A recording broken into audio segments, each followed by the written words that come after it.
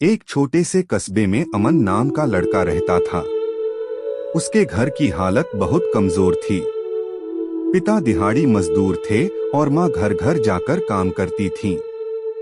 अमन का सपना था पढ़ाई करके बड़ा अधिकारी बनना, ताकि अपने परिवार को गरीबी से बाहर निकाल सके। लेकिन मुश्किल ये थी कि घर की आर्थिक स्थिति इतनी खराब थी कि किताबें खरीदना भी आसान नहीं था। अमन दिन में स्कूल जाता और शाम को दुकान पर काम करता, ताकि कुछ पैसे कमा सके। कई बार दोस्तों के पास नई किताबें, अच्छे कपड़े और गाइड होती, लेकिन अमन के पास सिर्फ पुरानी किताबें और फटे पन्नों वाले नोट्स। लोग कहते, इस हालत में पढ़ाई कर पाएगा? छोड़ दे, मजदूरी कर, यही तेरे बस का है। ये बातें अमन को चुभती, लेकिन उसने हार मानने की बजाय सोचा, अगर हालात मेरे खिलाफ हैं, तो मेहनत मेरी ताकत बनेगी। रात को जब सब सो जाते, अमन दिए की रोशनी में पढ़ाई करता। कई बार नींद आ जाती, लेकिन फिर खुद को कहता, अगर मैं सो गया तो मेरा सपना सो जाएगा। कभी कभी एग्जाम में नंबर कम आते तो हिम्मत टूटती, लेकिन अमन ने असफलता को हार नहीं माना। वो सोचता, ये गलती मुझे और मजबूत बनाएगी।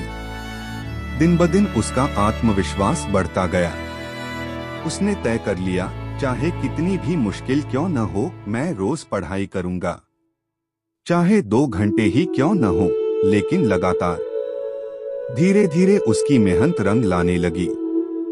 परीक्षा में उसके अच्छे अंक आने लगे। गांव वाले जो कभी कहते थे कुछ नहीं कर पाएगा, अब कहते, ये लड़का जरूर बड़ा बनेगा।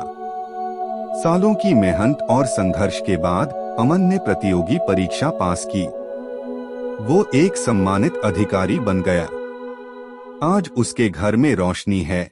माँ-पिता गर्व से कहते हैं, हमारा बेटा वही है जिसने अंधेरे में पढ़कर अपने सपनों को रोशनी दी। संदेश दोस्तों, अमन की कहानी सिर्फ उसकी नहीं है, बल्कि हर उस छात्र की है जो हालात से लड़ रहा है। अगर ठान लो तो गरीबी, हालात या मजाक, कुछ भी आपकी मंजिल नहीं रोक सकता। असफलता अंत नहीं होती, बल्कि सफलता की तैयारी होती है। और सबसे बड़ी ताकत आपका आत्मविश्वास।